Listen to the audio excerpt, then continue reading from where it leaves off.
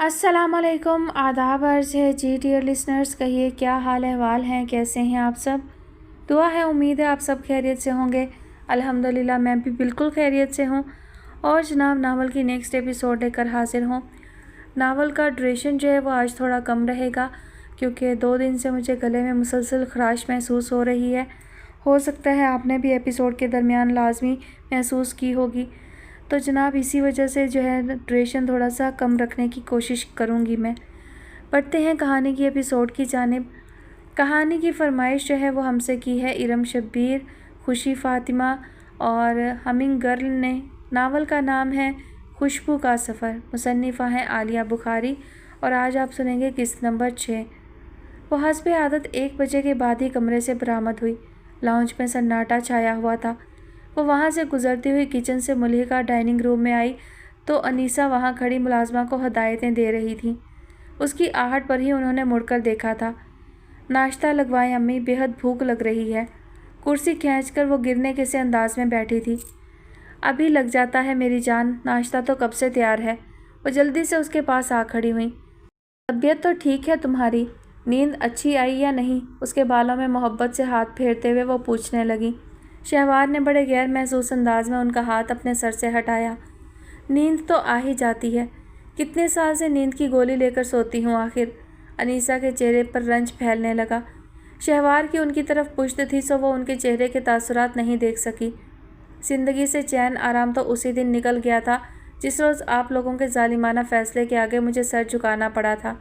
उसके बाद तो ज़िंदगी काट नहीं रही, बल्कि ज़िंदगी मुझे काट रही है। वो फ़ैसला मेरा नहीं था, तुम्हारे बाप का था। मैं कैसे तुम्हारी खुशी के खिलाफ़ जा सकती थी? माँ हूँ तुम्हारी। अनीसा बेगम तड़प कर उसके सामने कुर्सी पर आ बैठी। जिसका भी था बर्बाद तो मैं हुई। काश मैं उस वक्त इतनी मजबूर ना होती तो देख लेती कि कैसे आप सब मुझ पर अपने फ़ैसले नाफिज करते हैं। शहवार के लहजे में फिर से जहर भरने लगा था। अनीसा खामोश रही। जानती थी कि वो इतने सालों से अपने चारों तरफ जहन्नुम दहकाए हुए है और ख़ुद वो कौन सा सुकून से थी। शहवार के साथ साथ जली थी और उनकी तकलीफ़ की मुद्दत तो पूरी ज़िंदगी पर मुहित थी। कितना समझाती हूँ अपने दिल पर मत लिया करो। उनकी ज़िंदगी अजाब बना कर रखो जो इस सब के ज़िम्मेदार हैं। ख़ुद को खुश रखो जैसे भी मुमकिन हो। खाओ पियो, घूमो, शॉपिंग करो, पैसे की क्या कमी है। और सारा खर्चा सैफ के सर डाले रखा करो। अपने अकाउंट को हाथ भी लगाने की ज़रूरत नहीं है। उनकी सारी नसीहतें पुरानी थीं, बस याद दहानी के तौर पर इस्तेमाल हो रही थी। शहवार का मूड होता तो थोड़ा सा रिलैक्स हो जाती, वरना खाना पीना, शॉपिंग, आराम, क्या बस यही ज़रूरी है ज़िंदगी के लिए? उसने माँ के चेहरे पर निगाहें जमाईं। हाँ, वो बड़े गैर जज्बाती अंदाज में बोली। और अगर ज़रूरी नहीं भी लगती तो इन्हें अपने लिए ज़रूरी कर लो, आदी कर लो खुद को। आसाइशों में बड़ी कशिश होती है। जिस्म और जहन एक बार आदी हो जाए तो फिर इससे छुटकारा पाना मुश्किल क्या नामुमकिन लगता है।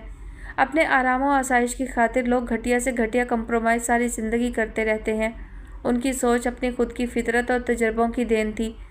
मैं भी तो यही कर रही हूँ, बल्कि मेरे पास तो कंप्रोमाइज़ करने की कोई वजह भी नहीं है। आसाइशें मुझे सैफ के तवस्सुत से नहीं मिली हैं, वो मुझे हमेशा से हासिल थी और इस घर से कहीं ज़्यादा।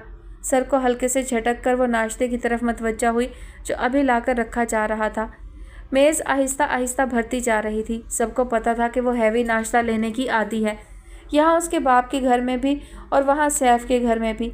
अनीसा ने एक दुख भरी निगाह शहवार पर डाली जब पूरी तरह खाने की तरफ मतवज्जा हो चुकी थी। बाल रूखे और बेतरतीब थे, जिल्द पे रौनक हो रही थी और ढीले ढाले शलवार कमीज़ में वो अब एक ऐसी औरत लगती थी जिसकी उम्र ढलने को थी। 4 साल और 10 महीने। उन्होंने एक पुराना हिसाब दिल ही दिल में फिर से लगाया। शहवार सैफुल इस्लाम से पूरे 4 साल और 10 माह बड़ी थी। गोया 5 साल ही हुए, लेकिन उसकी कितनी ही फ्रेंड्स थीं जो उसकी हम उम्र थी, लेकिन खुद को इस कदर फिट और स्मार्ट रखे हुए थी कि सारे सर्कल में नुमाया थी। शहवार ने पिछले सालों में खुद को बुरी तरह ज़ाया किया और ख़ुद अपने इस नुकसान का उसे अंदाज़ा भी नहीं। वो ताज्जुब से सोचे गई। शहवार का ध्यान फिलवक्त तल्ख बातों से हट गया था और पूरी तवज्जो सामने रखे वैरायटी से भरपूर नाश्ते की तरफ थी। किसी भी चीज़ को किसी मिकदार में लेते हुए वो ज़रा भी नहीं झिझकती थी। आहिस्ता आहिस्ता उसकी खुराक का इन्हसार पेट भरने की बजाय नीयत भरने पर होने लगा था। कभी कभी अनीसा बेगम का दिल चाहता कि वो उसे इस तरह बेतकान खाने पर टोकें, मगर फिर कुछ सोचकर खामोश रह जाती। شہوار آئے دن یہ شکایت کرتی تھی کہ وہاں سیف اس کے کھانے پر کتنی تنقید کرتا ہے، اور وہ منحوس عورت رفیہ بیگم منہ سے تو کچھ نہیں کہتی مگر دل ہی دل میں یقیناً ہر وقت اسے کوستی رہتی ہے۔ انیسہ کا دل بیٹی کی قسمت پر بھرنے لگا۔ اچھی طرح کھاؤ بیٹا، تم کسی بات کی فکر مت کرو، میں ہوں نا، ایک دن سب ٹھیک کر لوں گی۔ انہوں نے ٹھنڈی فریش کریم سے بھری ہوئے چاکلیٹ پف اس کے سامنے بڑھائے۔ خاص تمہارے لیے میں نے ڈرائیور سے منگوائے ہیں، تمہیں کتنے پسند ہیں ہمیشہ سے۔ شہوار نے بنا کچھ کہے ایک اٹھا کر اپنی پلیٹ میں رکھا۔ تمہاری ساس کا فون آیا تھا، پوچھ رہی تھی تمہیں۔ میں تو اس عورت سے بس رسمی بات کرتی ہوں۔ یوں ہی ہوں ہاں کر کے فون بند کر دیا۔ میں اتنے دن سے یہاں رہ رہی ہوں نا، بس یہی تکلیف ہو رہی ہے انہیں، کسی کا تماشا دیکھنے کو نہیں مل رہا ہے۔ میں سارا دن پاگلوں کی طرح چیختی چلاتی پھرتی رہوں تو ماں بیٹا بہت خوش رہتے ہیں۔ وہ دروغ گوئی کی انتہا کر رہی تھی اور انیسہ مستقل اس کی حوصلہ افزائی کیے جا رہی تھی۔ ایسے ہی رکھا کرو گھر کا ماحول۔ بہت عیش کر لی اس رفیہ نے، پتہ نہیں کہاں سے آئی تھی میری ساری خوشیاں برباد کرنے کے لیے۔ اپنی جلن و کھولن بیٹی میں منتقل کرتے ہوئے انہوں نے کبھی بھی تھوڑا سا سوچنے کی زحمت نہیں کی تھی۔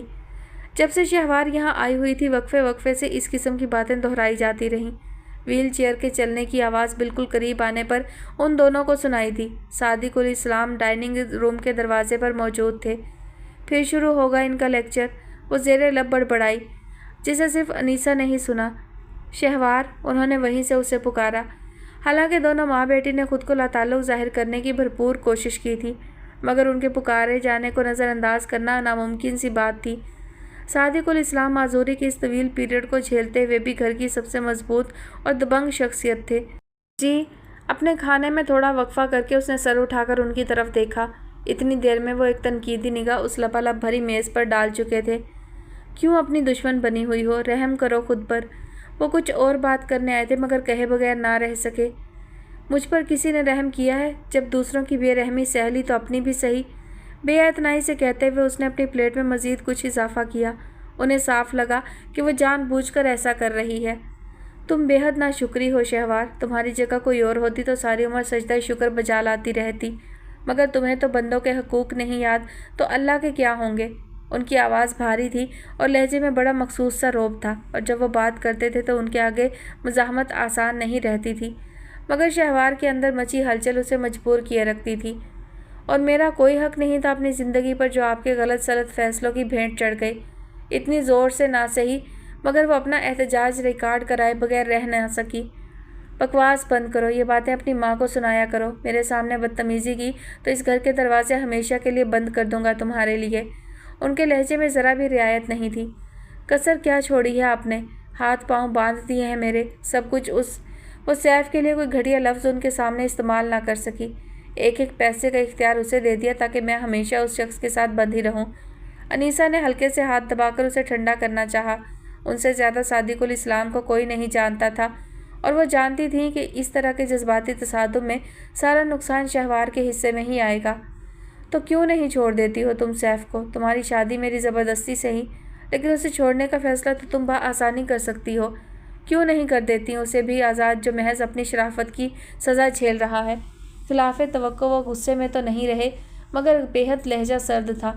انیسہ کا ہاتھ مستقل شہوار کے ہاتھ پر اپنا دباؤ بڑھا رہا تھا مگر وہ کرسی پیچھے کر کے کھڑی ہو چکی تھی۔ آپ اس کا بھلا چاہتے ہیں، میں کوڑی کوڑی کو محتاج ہو جاؤں، یہی آپ کا اور اس مفاد پرست انسان کا مقصد ہے، مگر ہر بار وہی کیوں ہو جو آپ سب چاہتے ہیں؟ چین تو اس کا بھی ختم ہو چکا ہے میرے ہاتھوں، اور دیکھیے گا آگے بھی کیا حشر ہوگا۔ شہوار کی آواز میں ہلکی سی سرزنش آ رہی تھی اور اپنی بات کہہ کر وہ رکی نہیں، تیزی سے ڈائننگ روم کے پچھلے دروازے سے نکل گئی تھی۔ ناشتہ تو سکون سے کرنے دیا ہوتا، قریب 4 دن کے لیے آئی ہے وہ تو۔ انیسہ بیگم کی بات پوری بھی نہ ہو سکی۔ تم ہی نے اسے بگاڑا ہے، ورنہ جو کالک اس نے ہمارے چہروں پر ملی تھی اس کے بعد تو تمہارے رویے میں کچھ بدلاؤ آتا، مگر نہیں۔ انہوں نے تعصب سے نفی میں سر ہلایا۔ انسان ایک بار ٹھوکر کھا لے تو اسے واپس اٹھانے والے ہاتھ میسر نہیں آتے، مگر تمہاری بیٹی تو سہارا دینے والے ہاتھوں کو ہی کاٹ ڈالنے کے در پہ ہے۔ خدا ہی جانتا ہے کہ اب اس کے لیے کون سی کھائی منتظر ہے۔ انیسہ بیگم برا سا منہ بنا کر زیر لب کچھ بڑبڑائیں۔ اس وقت بات کو بڑھانے سے زیادہ شہوار کی دلجوئی ضروری تھی۔ ویسے بھی صادق الاسلام جیسے خود مختار شخص کے ساتھ انہوں نے بحث مباحثے کے بجائے اندر ہی اندر خاموشی سے اپنی کام نکالنے کی پالیسی اختیار کیے رکھی تھی، اور کامیاب تھیں۔ کیا فائدہ دماغ ہلکان کرنے سے؟ یہ آدمی جیسا تھا ویسا ہی رہے گا مرتے دم تک۔ تم کیوں بے وقوفوں کی طرح ان سے ہر بار الجھتی ہو؟ جو کچھ کرنا ہے کرو، انہیں کہنے دو جو بھی کہہ رہے ہیں۔ شہوار کے کمرے میں بیٹھی وہ اسے وہی سبق ازبر کرا رہی تھی جو خود ان کی زندگی کا حاصل تھا۔ شہوار بیڈ پر آڑے ترچھے انداز میں بیٹھی تھی اور تھوڑی ہی دیر میں انیسہ کو اچھی طرح اندازہ ہونے لگا تھا کہ وہ ان سے کوئی بھی بات کرنے کے موڈ میں نہیں ہے۔ چند منٹ وہ یوں ہی بیٹھی اس کے لاتعلق سے انداز کو دیکھنے لگی۔ سامنے شہوار کی الماری کے سارے پٹ کھلے ہوئے تھے، کچھ سامان بے ترتیبی کے ساتھ نیچے کارپیٹ پر بھی گرا پڑا تھا۔ وہ اٹھ کر ان سب کو واپس رکھنے لگی۔ تبھی ان کی نگاہ ادھکھلی دراز کے اندرونی حصے میں جا الجھی جہاں تنویر عاصم کی تصویریں آج بھی بھری پڑی تھیں۔ بے شمار تصویریں جو البم کی زینت بننے کی منتظر ہی رہ گئیں۔ ہر تصویر میں شہوار اس کے ساتھ تھی، مسرور مگن خوشی اس کے وجود سے چھلکی پڑ رہی تھی۔ انہوں نے تصویروں کو دھیرے سے الٹ پلٹ کیا۔ انداز میں بے باکی کے ایسے مظاہرے تھے کہ وہ خود ہی نگاہ چرا گئیں۔ پہلے بھی ایک آدھ بار یہ تصویریں ان کی نگاہ سے گزری تھیں، مگر اطمینان سے دیکھنے کا موقع کبھی نہیں مل سکا تھا۔ یہ دراز ہمیشہ مکفل رہتی تھی اور اس کی چابی شہوار کے پاس تھی۔ کاش شہوار پھر اسی طرح خوش اور مطمئن رہنے لگے۔ انیسہ کی یہ خواہش بڑی فطری تھی۔ معمولی سے نقوش والا تنویر عالم، جس کے جسم پر نظر آنے والے خوش رنگ اور قیمتی کپڑے بھی یقیناً شہوار کے ہی پیسوں سے خریدے گئے ہوں گے، وہی تھا جو شہوار کی برباد زندگی کا عنوان ٹھہرا تھا۔ پنجاب کے کسی دور دراز قصبے سے ڈاک کے ذریعے آیا ہوا خط عبدالعزیز صاحب کو اس وقت ملا جب نوفل بھی ان کی دکان پر موجود تھا۔ آئل کا ڈبہ، مسالوں کے پیکٹ، کپڑے دھونے کے لیے واشنگ پاؤڈر اور اس طرح کا کچھ اور سامان لے کر وہ ابھی فارغ ہوا تھا اور اپنے حالیہ دیے گئے انٹرویوز کی روداد انہیں سنا رہا تھا جو بغیر سے ملازمت اس نے دیے تھے۔ اس آسمانی لفافے کی آمد نے اس کی مستقل چلتی زبان کو بریک لگایا تھا۔ خط کی رجسٹری تک نہیں کرائی گئی تھی، عام ڈاک سے بھیجا گیا تھا، پھر بھی گھومتا گھماتا معلوم نہیں کتنے دن کی مسافت طے کر کے بالکل ٹھیک پتے پر پہنچا تھا۔ نوفل نے خط بھیجنے والے کی خود اعتمادی پر بھی رشک ہی کیا۔ کس کا خط ہے چچا؟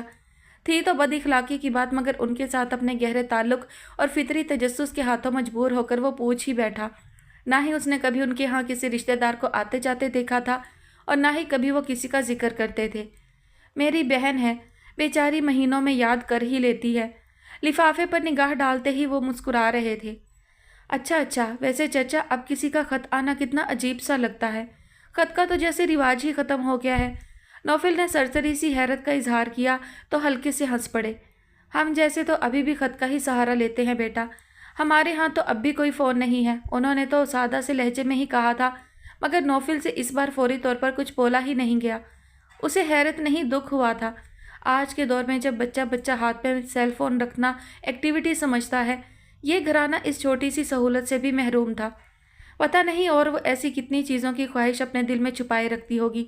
اس کی نگاہوں میں سمیہ کا چہرہ گھوما، حسین اور پرغرور، جس کے ہر انداز میں تمکنت تھی اور جسے دیکھ کر اسے ہمیشہ ایسے لگا جیسے اسے پانا کسی ناقابل رسائی شے کی خواہش کرنا ہے۔ میں ذرا تمہاری چچی کو یہ خط سنا کر آتا ہوں۔ وہ بہت خوش تھے اور اپنی خوشی میں انہوں نے نوفل کے کھوئے انداز کو بھی نوٹ نہیں کیا۔ آپ جائیں، میں اتنی دیر یہیں کھڑا رہتا ہوں، اس نے ان کی دکان کھلی ہونے کے خیال سے کہا۔ کیوں تکلیف کرتے ہو؟ گرمی ہو رہی ہے، جاؤ گھر۔ میں تو یوں ہی 10 بار اندر چکر لگاتا ہوں اللہ کے بھروسے چھوڑ کر۔ لیکن اللہ کے بندے اب اتنے قابل اعتبار نہیں رہ گئے اور آپ دکان کھلی چھوڑ کر ان کے ایمان کی اور آزمائش کرتے ہیں۔ جائیے، میں کھڑا ہوں۔ نوفل کے اصرار پر وہ مسکراتے ہوئے اندر کھلنے والے دروازے کی طرف مڑ ہی گئے۔ امینہ بیگم نے ان کی آواز میں چھلکتی خوشی کو ان کے پکارنے سے ہی محسوس کر لیا تھا۔ ہاتھ میں لیا کام چھوڑ کر انہوں نے دروازے کی طرف دیکھا تو وہ اندر ہی آ رہے تھے۔ امینہ، کہاں ہو بھائی؟ دیکھو تو کس کا خط آیا ہے۔ ان کی ایکسائٹمنٹ ابھی تک برقرار تھی۔ امینہ بیگم نے ایک نگاہ میں ہی وجہ مسرت جان لی تھی۔ سرینا آپا کا خط ہے، خیریت تو ہے؟ مہینوں بعد بھی اگر کسی کا خط آتا تھا تو انہی کا آتا تھا۔ ایک ہی بہن تھی عبدالعزیز صاحب کی، وہ بھی بڑی۔ بالکل خیریت ہے، بہت شکایت کی ہے کہ ہم لوگ تو یاد ہی نہیں کرتے، انہیں بھول بھال گئے ہیں۔ خط پر نگاہ ڈالتے ہوئے وہ متن سناتے ہوئے ذرا رکے۔ ویسے شکایت تو ان کی بجا ہے، ہم لوگ تو اپنے چکروں میں انہیں تقریباً بھلائے ہی رکھتے ہیں، حالانکہ ان جیسی محبت کرنے والی بہن ہونا مشکل ہے۔ امینہ بیگم بس مسکرائے گئیں۔ انہیں معلوم تھا کہ اب وہ اس خط میں لکھی ایک سطر سے اسی طرح متفق ہوتے رہیں گے۔ دونوں بہن بھائی میں حد درجہ محبت تھی، دور دور رہتے ہوئے بھی اتفاق رائے مثالی تھا۔ لکھتی ہیں، तुम लोगों को देखने के लिए दिल कब से तड़प रहा है, मगर मजबूरियां दरमियान में हायल हो जाती हैं। इस माह महमूद अख्तर छुट्टी पर आएगा तो मैं उसे और अफशा को लेकर तुम लोगों से मिलने ज़रूर आऊँगी इंशाअल्लाह। और यहाँ हर तरह से खैरियत है। अमीना और समिया के लिए बहुत सारी दुआएं। एक दबी दबी सी सांस अमीना बेगम के लबों से आज़ाद हुई। चलो भाई, मेहमानों की आमद की तैयारी शुरू कर दो। बहुत अरसे बाद जरीना आपा आ रही हैं। खातिर मदारत में कोई कमी ना रखना और उनके लिए और उनके बच्चों के लिए कपड़े वगैरह भी अभी ला कर रख दो, फिर पता नहीं फुर्सत मिले या ना मिले। मेहमानों की आमद में अभी वक्त पड़ा था, मगर वो जैसे झटपट सारे इंतजामात निपटा लेने की फ़िक्र में थे। अमीना बेगम की मुस्कुराहट में आया फीकापन उन्होंने नोट ही नहीं किया। समिया कहाँ हैं, उसे भी तो खुशखबरी सुना दो। उन्हें ख्याल आया तो वो मुड़कर समिया के कमरे की तरफ देखने लगे। वो नहीं है, रोमा के घर गई हुई है। रोमा के घर? उनके माथे पर हल्का सा बल आया। सुबह से अब तक वो वहीं है, कितने घंटे गुजर चुके हैं। तुमने किसी बच्चे को भेजकर बुलवाया क्यों नहीं उसे? अब्दुल अजीज़ हाथ पर बंधी घड़ी पर निगाह डालते हुए कह रहे थे। 1:45 बजने को आ रहे थे। समिया को उन्होंने तकरीबन 9 बजे रोमा के घर जाते हुए देखा था। आज सुबह वो जल्दी उठी थी और नाश्ते का प्रोग्राम रोमा के साथ था। ये उसने उन्हें खुद बताया था। छुट्टियां हैं, घर में अकेले घबराने लगती है। रोमा के अलावा और कहाँ जाती है? मना करूँगी तो नाराज़ हो जाएगी। नाराज़ होने की क्या बात है? इतनी समझदार तो वो है कि खुद भी सही या गलत में फ़र्क कर सके। रोमा का घर आना बेहद अच्छा है। खुद रोमा भी मेरे लिए बेटियों से कम नहीं, लेकिन फिर भी समिया को आने जाने में एहतियात बरतनी चाहिए। कल रात भी ये कितनी देर से वहाँ से आई है। जवान लड़की का इतनी रात तक बाहर रहना अच्छा नहीं लगता है। वो पहले भी कई बार समिया के वक्त बेवक्त निकलने पर दबे लफ्ज़ों में एतराज़ कर चुके थे। इस वक्त उन्हीं सब बातों का आदा था। वो समिया को बराह रास्त खुद तो कुछ ना कहते, पर अमीना बेगम के ज़िम्मे दूसरी बहुत सी बातों की तरह ये काम भी था कि वो अब्दुल अजीज़ साहब की बातों को मुनासिब अल्फाज में समिया तक पहुँचाएँ। जवाबन वो जो कुछ भी कहती उसे वापस उन तक पहुँचाना उन्हें टालना पड़ जाता था। ठीक है, मैं समझा दूंगी उसे। आप क्यों दुकान खुली छोड़कर अंदर आ गए हैं, चाहे कहीं कोई आया ना खड़ा हो? अपने अधसिले कपड़े की तरफ मतवज्जा होते हुए अमीना बेगम ने उन्हें याद दिलाया। नौफिल खड़ा है वहाँ। वो हल्के से बोले, तुम समिया की तरफ से गाफिल ना रहा करो, और अब जब जरीना आपा आ रही हैं तो उनके आने से पहले ही उसे अच्छी तरह समझा देना कि आने जाने में एहतियात करे। वो नहीं पसंद करेंगी उसका बाहर निकलना, और मैं नहीं चाहता कि उन्हें यहाँ कोई छोटी सी भी शिकायत हो। वो अपनी बात कहते हुए मुड़कर वापस जाने लगे। अमीना बेगम दानिस्ता खामोश ही रहीं। दिल तो चाहा था कह दें कि समिया कहीं जाए या ना जाए, जरीना आपा कहीं ना कहीं से ढूंढ ढांड कर शिकायतों का ढेर ज़रूरी जमा कर देंगी, पर वो उनकी ताज़ा ताज़ा मिली खुशी को बर्बाद नहीं करना चाहती थी। दुकान की तरफ खुलने वाला दरवाज़ा बंद हुआ तो उन्होंने हाथ बढ़ाकर वो ख़त छोटी मेज़ से उठाया जो अब्दुल अजीज़ छोटी मेज़ पर छोड़ गए थे। जो कुछ लिखा था वो सारा उन्होंने सुन ही लिया था। जरीना आपा का चटकता हुआ लहजा ख़त में भी नुमायाँ हो रहा था। शिकायतों का एक सिलसिला था जो उनके हर ख़त में जारी रहता था। वो तबीयतन गर्म मिजाज थीं। उनके साथ थोड़ा सा वक्त गुजारने के बाद ही हर कोई इस बात को बआसानी समझ सकता था। अपनी लाख कोशिश के बावजूद भी वो उन्हें बुरा मनाने और नाराज़ होने से नहीं रोक पाती थी। अब जब वो अपने भाई की मोहब्बत में इतनी दूर से दौड़ी चली आ रही थी तो यकीनन यह अरसा बहुत संभल संभल कर गुजारना था। न उनकी खातिर तवाज़ो में कमी रखनी थी और न दिलजोई में। ख़त हाथ में पकड़े पकड़े ही अमीना बेगम ने अपनी आमदनी के गोशवारे का जायज़ा लिया, जहाँ आमद के कालम में कभी भी तसल्ली बख्श सूरत हाल दिखाई नहीं देती थी। अल्लाह मालिक है, उन्होंने जैसे खुद अपने आप को ही तसल्ली दी। अभी जो बीच में वक्फा था उसमें इजाफी काम करके सूरत हाल को बेहतरी की तरफ लाया जा सकता था। उनकी उधेड़बन जारी ही थी कि बाहर की तरफ खुलने वाले गेट से समिया अंदर आती दिखाई दी और उसके हाथ में बड़ा सारा शॉपर था, और वह अपने कमरे में जाने के बजाय सीधी उनकी तरफ ही आई। अमीना बेगम को उसे देखकर बड़ा इत्मीनान सा हुआ, वरना इस दोपहर में वो उसे बुलाने के लिए किसको ढूंढती। बड़ी देर लगा दी बेटा, तुम्हारे अब्बा भी पूछ रहे थे। देर कहाँ अम्मी, अभी तो सारा दिन पड़ा है। रोमा तो कह रही थी कि रात तक रुक जाओ, मगर मैंने सोचा कि घर का एक चक्कर लगा लूँ। उसके लहजे में बेपरवाही थी और साफ पता चल रहा था कि वो कुछ देर बाद वापस वहीं जाने के मूड से आई है। किसका ख़त है? जरीना पुप्पो का। उनके हाथ में थमा ख़त देखकर उसने बेक वक्त सवाल और जवाब दोनों को निपटाया। ये लो पढ़ लो। अमीना बेगम ने उसकी तरफ बढ़ाया तो वो बेनियाजी से अपने साथ लाए शापर में कुछ देखने लगी। मैं क्या करूँगी पढ़कर, कोई ख़ास बात है तो आप बता दें।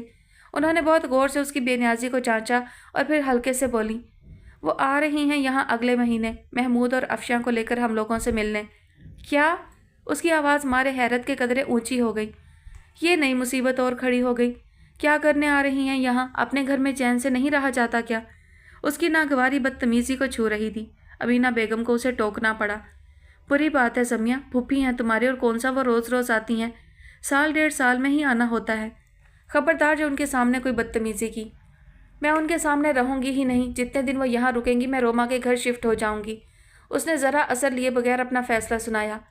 उन जैसी बदमिजाज खातून के साथ मैं एक मिनट भी नहीं गुजारना चाहती हूँ। और ऊपर से वो दोनों, बात बीच में छोड़कर उसने बुरा सा मुँह बनाया। किसी हद तक वो अपनी जगह दुरुस्त भी थी। जरीना सख्त मिजाज और नुक्ताचीन खातून थी। शादी के इब्तदाई सालों में तो खुद अमीना बेगम को उनकी तरफ से बहुत से तल्ख तजर्बात हुए थे, मगर वो उसे शादीशुदा ज़िंदगी का हिस्सा समझकर सब्र शुक्र के साथ बर्दाश्त करती रही थी। ज़्यादा ना सही थोड़ी सही बर्दाश्त की उम्मीद वो समिया से भी करती थी। जो कुछ भी ये वो उस वक्त कह रही है, अगर अब्दुल अजीज़ सुन ले तो कितने खफा होंगे, वो फिक्रमंदी से सोचे गईं। फौरी तौर पर अगर उसे ये पैगाम देती कि उसके अब्बा उसका रोमा के यहाँ इतनी देर का रुकना भी पसंद नहीं करते, तो मालूम नहीं इस वक्त चिड़चिड़ाहट में वो मज़ीद कितना बुरा मना जाती। सो मसलहतन वो ये बात छोड़कर उसे आने वाले मेहमानों के लिए हमवार करने लगी। फूफी जरीना उससे कितनी मोहब्बत करती हैं और अफशा और महमूद अख्तर दोनों ही कितने सादा मिजाज और उसके सबसे करीबी रिश्ते के भाई बहन हैं, जिनकी इससे बेहद कदर करनी चाहिए, वगैरह वगैरह। इस तरह की बातें जिनमें कोई मिलावट सियासत ना हो वो आसानी के साथ समझ लिया करती थीं।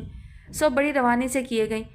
समिया खामोशी से सुने गई तो उन्हें गुमान गुजरा कि उन्हें की बातों को संजीदगी से ले रही है, मगर ये एक गुमान ही था। ये शॉपर में क्या है समिया? बात करते करते उनका ध्यान उस बड़े सारे शॉपर पर गया जो वो रोमा के घर से वापसी पर साथ लाई थी। ये मेरे सूट हैं, रोमा दादी के साथ शॉपिंग पर गई थी तो मेरे लिए भी लेकर आई है। एकदम ही एक्साइटेड सी होकर वो बड़े शौक से उन्हें वो चारों खुशरंग जोड़े दिखाने लगी। सारे बहुत अच्छी क्वालिटी के थे और महंगी लान के सूटों की कीमत का उन्हें कुछ तो अंदाज़ा ही था। कितना अच्छा कपड़ा है, छूने में इतनी अच्छी फीलिंग आती है तो पहनकर कैसा लगेगा। मैं तो पहली बार ऐसे कपड़े। अमीना बेगम के तासुरात बड़े अजीब से हो रहे थे। समिया को अपनी बात अधूरी छोड़नी पड़ी। सैफ और शहवार की तस्वीर तहमीना के लिए कोई सरसरी किस्सा साबित नहीं हुई थी, जो देखा सुना और फिर भुला दिया। अखबार का वो सफ़ा जिसमें वो तस्वीर छपी थी उसने बड़ी एहतियात से संभाल कर रखा था। जमीला ने वो अखबार मोहल्ले के जिस लड़के से पढ़ने के लिए मुस्तार लिया था, वो खुशी से फूला नहीं समा रहा था कि तहमीना जैसे टीवी स्टार ने उसकी दी हुई चीज़ को इज्जत बख्शी। जमीला ने अखबार रखते हुए उसका हवाला जो दिया था, बेबी के काम का है अखबार, वो रखना चाह रही है, तुम पैसे ले लो उसके। वो बेचारा कब से जमीला आंटी की छोटी मोटी फरमाइशों पर अपने महदूद बजट में गुंजाइश निकालने का आदी हो चुका था। इन 8-10 रुपए की तो हैसियत क्या थी। उल्टा आजकल वो आते जाते दरवाज़ा खटखटाकर पूछने लगा था कि आया आज के ताज़ा अखबार की ज़रूरत है या नहीं। जवाब जमीला के मूड पर मुनहसिर होता। तहमीना इस सारे सिलसिले से अनजान घर में होती तो 36 बार अखबार के उस सफ़ा को लेकर बैठ जाती। सैफुल इस्लाम जैसे स्मार्ट, खुशशक्ल और कामयाब तरीन शख्स की साथी ज़िंदगी का ये पहलू उसकी तवज्जो बार बार अपनी तरफ खींच रहा था। वो दोनों उस तस्वीर में बिल्कुल अलग अलग मूड में दिखाई दे रहे थे। सैफ के चेहरे पर मुस्कुराहट थी, जबकि शहवार के चेहरे पर गहरी संजीदगी बल्कि बेजारी का सा तासुर था। मालूम नहीं ये किसी वक्ती मूड का नतीजा था या फिर उनकी ज़िंदगियों का अक्स। अपनी बिसात भर वो अंदाज़े लगाने की कोशिश करती और फिर सैफुल इस्लाम पर दिल भरकर रहम खाती। शहवार के लिए अलबत्ता कोई नरम गोशा उसके दिल में पैदा नहीं हो रहा था। सैफ के साथ खड़ी वो उसे ज़रा भी नहीं जची थी। रही सही कसर उसके चेहरे के तासुरात से पूरी हो रही थी। तहमीना को वो बेहद मगरूर और चालाक सी औरत लग रही थी। पहली नज़र में आया रश्क हसद में बदल रहा था। किस्मत देखो इस औरत की और शक्ल देखो। मर्द बीवी के मामले में इतना बड़ा तजाद कैसे बर्दाश्त कर पाते हैं। अम्मा, वो आज निस्बतन जल्दी उठ गई थी। घर से निकलने में खासी देर थी। चाय के कप के साथ ही सिरहाने रखा अखबार फिर हाथ में था। इन दिनों में वो इतनी बार इस बारे में इजहार ख्याल कर चुकी थी कि जमीला बेजार होती जा रही थी। सो ज़रा चिढ़कर बोली, सभी कर लेते हैं, ये तो डायरेक्टर है। फिल्म टीवी के एक आध को छोड़कर बाकी सारे हीरोज़ को देख लो। किसी की भी बीवी ऐसी नहीं जो शौहर के साथ खड़ी होकर अच्छी लगती हो। मुझे तो लगता है कि अच्छी शक्लों के आदमी जानबूझकर ऐसी सूरतें ब्याहते हैं जिनके सामने खुद हमेशा हीरो ही लगें। तहमीना बेसाख्ता ही हंसती। जवाब नहीं अम्मा, तुम भी कभी बड़ी दूर की बात सोच लेती हो। मैं तो तुम्हें इतना अक्लमंद नहीं समझती थी। मैं कहाँ की अक्लमंद? जमीला ने तानिस्ता बड़ी ठंडी सांस भरी। जो अक्लमंद होती तो यूँ पैसे पैसे के लिए तुम्हारा मुंह ना देखती। मियाँ की कमाई तो खैर कभी नसीब ही नहीं हुई तो उसका जिक्र ही क्या। तहमीना का मूड जमीला की बात से खुशगवार हो चुका था और वैसे भी माँ बहन भाई से उसे फितरी अटैचमेंट थी। कभी कभार खफा हो भी जाती तो जल्दी मान भी जाती थी। इस वक्त भी जमीला की हालत ज़ार सुनकर वो अपना पर्स खोल चुकी थी। पैसों की फ़िक्र में मत रहा करो अम्मा, लेकिन खर्चे को भी कंट्रोल करो। جب تک کام جم کر ملنا نہیں شروع ہوتا تب تک ہمیں احتیاط تو کرنی پڑے گی۔ پرس سے پیسے نکال کر جمیلہ کو پکڑاتے ہوئے اس نے پہلی بار وہ نیا جوڑا نوٹ کیا جو ابھی تھوڑی دیر پہلے نہا دھو کر زیبتن کیا گیا تھا۔ یہ سوٹ ابھی خریدا ہے؟ نہیں تو ابھی سے کہاں سے لے آئی؟ میرے پاس کون سے پیسے رکھے ہیں؟ پہلے کا رکھا تھا، اب پہن لیا۔ جمیلہ کی زبان میں جھوٹ بول بول کر اتنی روانی آ چکی تھی کہ سامنے والے کو یقین کرنا ہی پڑ جاتا تھا۔ تہمینہ کو بھی کوئی شک نہ گزرا۔ اپنے پرس سے غائب ہوئے 500 روپے کا اسے اندازہ تو ہوا تھا، مگر جمیلہ نے اسے یقین کرنے پر مجبور کر دیا تھا کہ یا تو وہ پیسے اس کے پرس سے گر گئے ہیں یا پھر وہ خرچ کر بیٹھی ہے۔ گھر پر کوئی نہیں ہے کیا؟ اس نے یوں ہی پوچھ لیا اور نظریں پھر سے اس فوٹو پر جم چکی تھیں۔ گھر پر رہتا ہی کون ہے سوائے میرے؟ وہ دونوں پڑھنے گئے ہیں، تھوڑی دیر میں تم بھی چلی جاؤ گی، پیچھے رہ گئی میں۔ اپنی بات کہتے کہتے اسے تہمینہ کی بے توجہی کا احساس ہوا۔ اب چھوڑ بھی دو اس تصویر کا پیچھا، اتنے دن میں حفظ کر ڈالی ہے۔ سیف الاسلام جانے اور اس کی بیوی جانے، کوئی تو بات ہوگی جس کی وجہ سے نبھ رہی ہے، اور پھر ایسے نہ جانے کتنے ہی جوڑے ہوں گے۔ وہ اور لوگوں سے بہت مختلف ہیں اماں، آپ ان سے ملی نہیں۔ وہ بے حد شاندار شخص ہیں، ایک عجیب سی کشش ہے جو لوگوں کو ان کی طرف کھینچتی ہے۔ جو ان سے ایک بار بھی مل لیتا ہے ان کی تعریفیں کرتے نہیں تھکتا۔ کاش کبھی میں بھی ان خوش قسمتوں میں شامل ہو سکوں۔ جمیلہ نے بہت غور سے بیٹی کی والہانہ پن کو نوٹ کیا، وہ جو اپنے حلیے سے اب بے حد ماڈ اور منفرد دکھائی دیتی تھی۔ کچی آبادی کے اس بالکل چھوٹے سے کمرے میں اتنی ہی بے جوڑ لگ رہی تھی جتنی وہ خود ڈیفینس کے کسی شاندار گھر میں بیٹھ کر لگتی۔ مجھے اس عورت سے بے حد حسد محسوس ہو رہا ہے اماں، کون سی خوبی ہے اس میں جو یہ سیف الاسلام کی حقدار بن بیٹھی؟ لگاؤ، حسد، کشش، جو کچھ بھی تھا سیف الاسلام کے حوالے سے ہی تھا، اور یہ کوئی اچھی علامت نہیں تھی۔ جمیلہ کو خطرے کا جلتا بجھتا نشان بڑا واضح دکھائی دینے لگا۔ زندگی بھر کی خواری اٹھا لینے کے بعد جو اب قسمت نے بھرے دن دکھانے شروع کیے تھے تو ان کا خاتمہ اسے کسی طور بھی منظور نہیں تھا۔ دل ہی دل میں تو اس نے شکر ہی کیا تھا کہ تہمینہ کو سیف الاسلام کے ساتھ کام کرنے کا موقع میسر ہی نہیں آ سکا تھا۔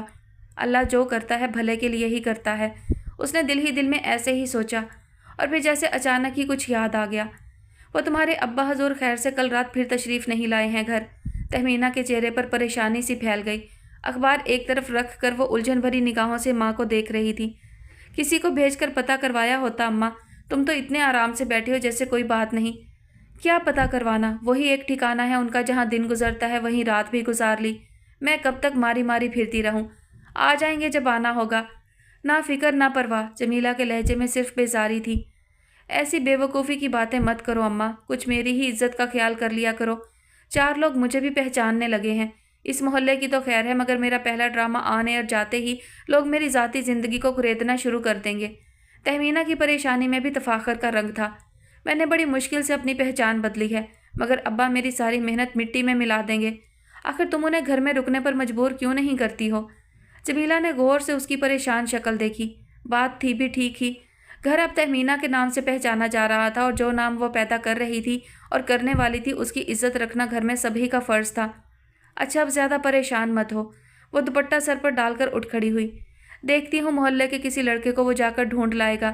جمیلہ نے بڑے یقین سے دروازہ کھولا، مگر ابھی اتنا ٹائم نہیں ہوا تھا۔ لڑکوں کی پارٹی کے یہاں آنے میں ابھی کچھ اور وقت باقی تھا۔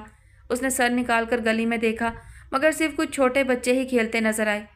یہاں گلی زیادہ چوڑی نہیں تھی اور 4-6 مکانوں کے بعد عام طور پر مڑ جاتی تھی، سو ایک نگاہ میں دور تک دیکھنا ویسے بھی ناممکن تھا۔ جمیلہ کو گھر سے نکل کر پڑوس کے گھر تک جانا ہی پڑا۔ میں ابھی آئی کہہ کر وہ تہمینہ کے جواب کا انتظار کیے بغیر گھر سے نکل چکی تھی۔ تہمینہ کچھ دیر تو پریشان سی وہیں بیٹھی رہی اور پھر باہر صحن میں نکل آئی۔ سارے گھر میں عجیب سی بے رونقی پھیلی ہوئی تھی۔ برآمدے میں بچھی چھوٹی سی میز پر صبح کے چائے کے کپ اور ڈبل روٹی کے بچے ہوئے ٹکڑے ابھی تک پڑے ہوئے تھے۔ کونے میں رکھا میلے کپڑوں کا ادھ کھلا گٹھڑ اور ہر شے پر جمی گرد۔ معلوم نہیں گھر میں صفائی کس وقت ہوتی تھی۔ وہ کرسی پر بیٹھنے لگی تو وہاں پہلے سے گیلا تولیا پڑا تھا۔ بجائے تولیا اٹھانے کے وہ خود ہی کھڑی ہو گئی۔ اندر وہ دھواں کھایا کچن کس حال میں ہوگا وہ یہیں سے درست اندازہ لگا سکتی تھی۔ یہ سب کچھ نیا نہیں تھا، گھر کا یہی نقشہ اس نے ہمیشہ دیکھا تھا، اور وہ بہن بھائی اس کے عادی بھی تھے۔ خود اس نے جب بھی اپنی قدر و قیمت کو پہچانا اور منوانے کا فیصلہ کیا، جب بھی اس نے پہلے خود کو بدلا تھا، ساری توجہ اس نے خود اپنے آپ پر دی تھی۔ بات چیت چال ڈھال ہلکا احباب سب کچھ اس نے یکسر بدل ڈالا۔ اپنی گرومنگ پر اس نے اتنی توجہ دی، اتنی محنت کی، تب ایک نئی تہمینہ کا جنم ممکن ہو سکا۔ وہ جان چکی تھی کہ ایسا کیے بغیر اپنے اطراف کو بدلنا ناممکن ہے، مگر یہ سب اتنی سست روی کا شکار تھا جس کا اس نے سوچا بھی نہیں تھا۔ 2.5-3 साल की मुस्तकिल जिद्दोजहद के बाद ये हमदानी का प्रोजेक्ट हाथ आया था, और वो भी सबा और शीना की बेवक्त आमद से लंबा होता जा रहा था। कच्ची आबादी से किसी पोश इलाके के अपार्टमेंट तक का सफ़र हनूज ज़ीरो पर ही अटका हुआ था। बहुत खौफ भरे अंदाज में वो उस जाने पहचाने मंजर पर नज़र जमाए यही कुछ सोचे गई। तभी किसी ने दरवाज़ा ज़ोर से बजाया। तहमीना अब खुद दरवाजे पर दस्तक सुनकर जाना छोड़ चुकी थी, मगर इस वक्त कोई भी नहीं था, और दूसरे वो यही समझी कि जमीला पड़ोस वाले घर से वापस आई है। मेरी अम्मी ने पैसे मंगाए हैं सूट के जमीला खाला से। एक छोटा सा बच्चा तकाजा लिए खड़ा था। कौन से सूट के? तहमीना की फौरी तौर पर समझ में नहीं आया कि वो कौन से सूट की बात कर रहा है। अभी सुबह ही तो मैं देकर गया था। कल शाम जमीला खाला मेरी अम्मी के साथ खरीद कर लाई थी और फिर अर्जेंट सिलाई पर सिलवाया था। अम्मी ने कहा है कि डबल पैसे होंगे। बच्चा छोटा था, लेकिन उस कारोबारी पैगाम को उसने पूरी समझदारी के साथ पहुंचाया था। तहमीना की समझ में सारी बात आसानी से आ चुकी थी। उसने खामोशी से बच्चे को अर्जेंट सिलाई के पैसे देकर रुखसत किया और वापस अंदर आ गई। माँ की फितरत को वो अच्छी तरह समझती थी। जड़ों में बैठी बदहाली उसे चैन नहीं लेने देती थी। पैसे के मामले में वो सख्त अदम तहफ़्फ़ुज़ का शिकार रहती थी, और ज़ाती फेवर लेने के लिए उसके नज़दीक किसी बात में कोई बुराई नहीं होती थी। तहमीना को उसकी ये आदत कभी खली भी नहीं थी। वो सब लोग इसी किस्म के थे। वो महरूमियों से खौफज़दा रहते थे और आम जिंदगी से बिल्कुल किसी बहुत ख़ास मेयार ज़िंदगी की तमन्ना में जी रहे थे। सो सही या गलत कुछ भी करने के लिए तैयार रहते। पर इस वक्त लॉन का एक आम सा जोड़ा तहमीना को मालूम नहीं क्यों खल गया। जमीला खासी देर पड़ोस में लगा कर आई। तब तक तहमीना जाने के लिए तैयार हो चुकी थी और गाड़ी के लिए फ़ोन भी कर चुकी थी। नाश्ता तो कर लेती, अभी बना देती हूँ। बस वहाँ ख्याल ही नहीं रहा, बातों में बैठ गई। तहमीना को खामोशी से अपनी चीज़ें समेटता देखकर वो कुछ बौखलाकर अपनी सफाई पेश करने लगी। तहमीना ने कोई जवाब नहीं दिया, बस सिर्फ इतना ही पूछा, अब्बा का पता करवाने के लिए किसी को भेजा? हाँ, वो हमीदा का लड़का गया है, कह रहा था लेकर ही आऊँगा। जमीला को उसके चेहरे से लग तो रहा था कि वो किसी बात पर खफा है, मगर यह उसकी समझ में नहीं आ रहा था। अभी तो अच्छा भला छोड़ कर गई थी। ठीक है, और अगर वो आ जाएं तो मेहरबानी करके उन्हें फिर ना निकलने देना, वरना वो सीधे वहीं पहुंच जाएंगे। उनकी तो कोई इज्जत है नहीं, मगर हमें तो लोगों को मुंह दिखाना होता है। उसके लहजे में बाप के लिए इतनी हकारत थी कि जमीला जैसी बदलिहाज औरत भी महसूस किए बगैर नहीं रह सकी। समझा दूंगी, बदनसीब का सारी उम्र का रोना है, कौन सी आज की बात है। मालूम नहीं वो बदनसीब हैं या फिर हम जो अपने नाम के साथ लगे उनके नाम को गुनाह की तरह छुपाते फिर रहे हैं। उसके लहजे की बेरुखी बेमुरव्वती में बदल रही थी। जमीला को अपना दिल बैठता हुआ महसूस होने लगा। तहमीना की नाराज़गी का मतलब सारे घर के लिए नई परेशानी खड़ी होना थी। उसकी कमाई थी जो घर में बेधड़क खर्च की जाती थी। मत बताओ किसी को कि वो तुम्हारा बाप है, मैं कह दूंगी कि जाकर कहीं एदी होम में पड़ जाए, 2 वक्त की रोटी तो मिल ही जाएगी। जमीला को मियाँ पर एतराज़ कभी भी किसी और के मुंह से बर्दाश्त नहीं होता था। खुद चाहे वो उसे कुछ भी कह सुन ले, मगर दूसरों को इसकी इजाज़त नहीं थी। कभी कभी तो वो बड़ी वफादार किस्म की औरत लगा करती थी। तहमीना के सेल फ़ोन पर कॉल आ रही थी। उसने 1 मिनट का तवक्कुफ़ करके बात सुनी और फिर बैग उठाकर दरवाजे की तरफ बढ़ गई। बाप के बारे में एक लफ्ज़ भी उसने इखलाकन कहना ज़रूरी नहीं समझा था। हाई हील की शोर के साथ उसका जदीद तर्ज का सूट घर से निकलने से पहले उसने अपने सन ग्लासेस भी निकाल कर पहन लिए थे, और अब एकदम ही वो बहुत मुनफरिद और स्टाइलिश दिखाई दे रही थी। अम्मा, दरवाज़ा खोलने से बस लम्हा भर पहले उसने मुड़कर जमीला की तरफ देखा। वो तुम्हारी दर्जन का बच्चा आकर ले गया है, अर्जेंट सिलाई के पैसे। मुख्तसर सी बात कहकर वो फ़ौरन ही बाहर निकल आई। आज वो वक्त से पहले जा रही थी, इसलिए लड़कों की उस टोली से तो सामना नहीं हुआ जो ठीक सामने बज़ाहिर लाताल्लुक़ बनकर बैठी होती थी और उसे सख्त कोफ्त में मुब्तला करती थी। फिर भी उस लंबी सी गली को पार करते हुए कई मर्दों और औरतों ने उसे बड़े इश्तियाक से देखा। वो सब उसके वालिदैन के बहुत अच्छे जानने वालों में से थे, मगर किसी की भी हिम्मत नहीं होती थी कि वो बराह रास्त उससे बात कर सकें। ये तब्दीली उसके सर्द बर्ताव और बदले हुए गेटअप की मरहूने मिन्नत थी, वरना 9 उम्री में वो एक आम सी शोख लड़की महसूस होती थी जो अपनी माँ की तरह सारा दिन यहाँ वहाँ घूमती दिखाई देती थी और गली की बड़ी बूढ़ियों की तनकीद का निशाना बनती थी। गाड़ी गली के सिरे पर मौजूद थी। ड्राइवर ने उसे देखते ही दरवाज़ा खोल दिया था और वो बिना इधर उधर देखे बैठ चुकी थी। जमीला के हाथों उठाई कोफ्त वो वहीं गली के सिरे पर छोड़ चुकी थी और अब उसका सारा ध्यान हमदानी की तरफ था। एडवांस लिए पैसे तेज़ी से ख़त्म हो रहे थे। उसे 2 कमर्शियल्स के भी अच्छे खासे पैसे मिले थे, मगर पैसों के भी जैसे पर लगे हुए थे। एक बहुत बड़ी रकम वो खुद अपने ऊपर खर्च कर रही थी, जिसे वो खुद सरमायाकारी करार देती थी और जिसका मुनाफा कई गुना होकर वापस मिलना था। बाकी सारे पैसे घर के बेतुकेपन की नज़र हो रहे थे। आज भी अगर हमदानी ने कोई वाज़ेह बात नहीं की तो एक बार फिर सैफुल इस्लाम के पास ही काम लेने की गर्ज से जाऊंगी, चाहे उसे उसकी मिन्नत ही क्यों ना करनी पड़े। सारे रास्ते उसने कुछ ऐसा ही सोचा। वो कभी उसे किसी खुशफहमी में मुब्तला नहीं करता था। फिर भी वही था जो सोच के दायरे में हर वक्त कैद रहता था। उसे एतराफ़ था कि वो हर बहाने उसे सोचती है। कमिटमेंट भरी अपनी ज़िंदगी में जहाँ किसी तरह की भी जज्बातियत सिवाय नुकसान के कुछ देने वाली नहीं थी, सैफुल इस्लाम के बारे में वो अलग अंदाज से सोचती थी, और इस बात का इंकशाफ खुद उस पर भी कुछ अरसे पहले ही हुआ था। अखबार में छपी दिल जलाने वाली वही तस्वीर एक बार फिर उसकी निगाहों के सामने आ रुकी थी। तहमीना ने कुछ बेचैन होकर पहलू बदला।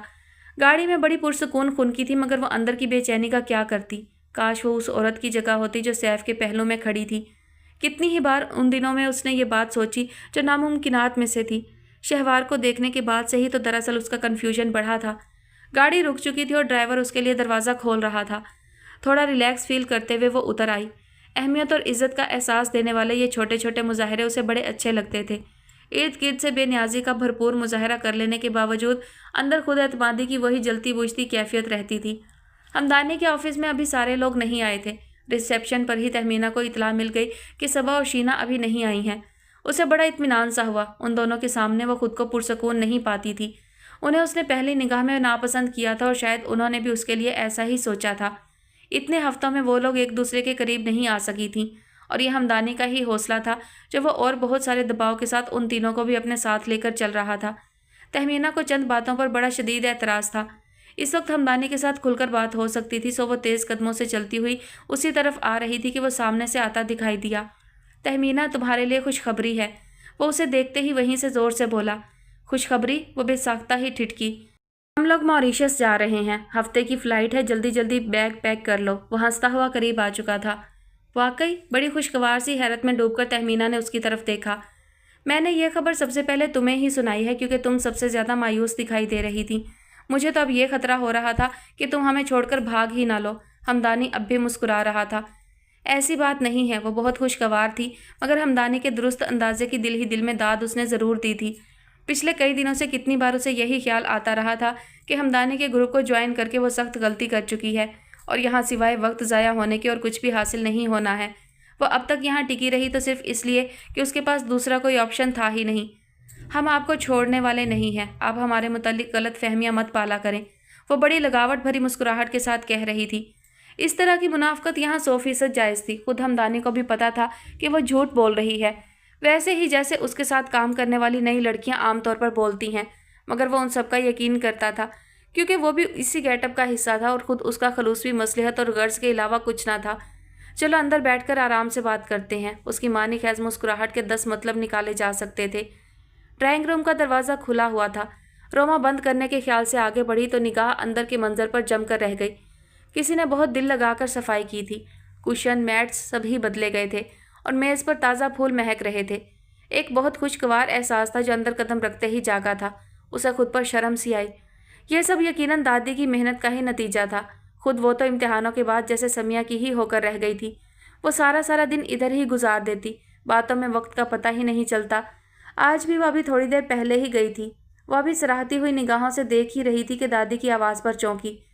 शाम को बुआ कुछ मेहमानों को लेकर आ रही हैं, तुम तैयार हो जाना, वो पीछे खड़ी कह रही थी। रोमा की निगाह एक बार फिर ड्राइंग रूम की तरफ उठी। यहाँ सर्व की गई खसूसी तवज्जो का मतलब अब समझ में आ रहा था।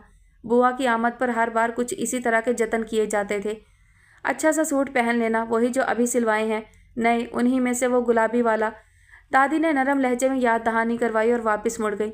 हालांकि उनका दिल बहुत चाहता था कि वो रोमा को कहें कि वो अच्छी तरह तैयार हो, अपने बाल खुले छोड़ दे। उसके बाल थे ही इतने खूबसूरत कि खुले होते तो निगाह ना हटती थी, मगर उसके और अपने रिश्ते का लिहाज था। भला वो क्या अच्छी लगती रोमा को ऐसे मौका पर नसीहतें करती। हाँ, माँ जिंदा होती तो एक एक बात पर ध्यान रखती, एक एक बात पर बेटी को टोकती। अपने कमरे की तरफ जाते हुए दादी ने चुपके से आंखें खुश्क की। रोमा अभी तक वहीं खड़ी थी। ऐसे मेहमानों की आमद का सिलसिला पिछले 2-2.5 साल से बरकरार था, जब वो महज इंटर में पढ़ रही थी।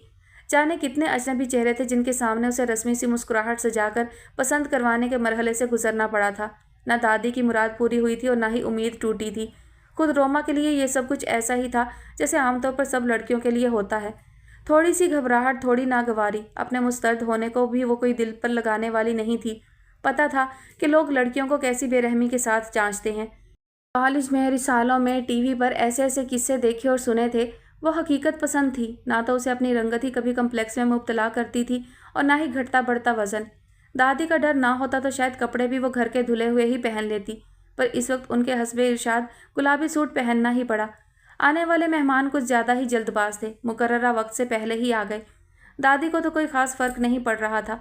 रहमत बुआ को कोई ज़रूरी हदायत देकर वो ड्राइंग रूम में जा चुकी थी, मगर रोमा अभी 5 मिनट पहले ही नहाकर निकली थी। उसके बाल लंबे भी थे और बेहद घने भी, सूखने में टाइम लेते थे। हेयर ड्रायर इस्तेमाल करना उसे कभी भी पसंद नहीं रहा था, सो बालों को यूं ही ढीला ढीला सा लपेट कर वो लाउंज में निकल आई। रहमत उसे ही बुलाने आ रही थी। जाओ बेटा, मैं चाय लेकर आती हूँ। उन्होंने मोहब्बत से उसे देखा। वह ऐसे मौका पर पेश पेश रहती थी। हारून और रोमा की पैदाइश से भी पहले से यहाँ थी। उन दोनों से औलाद की तरह मोहब्बत करती थी। समिया आज नहीं आई है खाला, अगर आ जाए तो उसे भी वहीं भेज दीजिएगा, बेपरवाही से कहती हुई वो ड्राइंग रूम की तरफ जाने लगी। उन्होंने जवाब देना ज़रूरी नहीं समझा, मुँह ही मुँह में बड़बड़ा कर रह गई। समिया का हद से बढ़ता अमल दखल उन्हें भी बुरा लगता था, पर अपनी हैसियत का ख्याल करके इजहार करते हुए कतराती थी। ड्राइंग रूम में सभी की निगाह बेक वक्त उस पर पड़ी थी। औरों का तो पता नहीं, मगर दादी को ये देखकर मायूसी हुई कि उसने लिपस्टिक तक नहीं लगाई थी। रोमा की आंखें खूबसूरत थीं और पलकें बेहद घनी। रंगत थोड़ी सी भी साफ हो जाती तो यही उसका प्लस पॉइंट बन जाती। दादी मेहमानों के तासुरात का नोटिस लेने लगी, जब सारी बातें छोड़कर पूरी तरह रोमा की तरफ मतवज्जा हो चुके थे।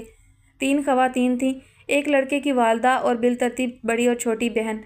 तीनों ही आम सी शक्ल सूरत की थीं। दादी जो सारी ज़िंदगी सूरत शक्ल को बड़ी अहमियत देती आई थी, रोमा के रिश्ते के लिए आने वालों के लिए अब बिल्कुल मुख्तलिफ रवैया इख्तियार करने लगी थी।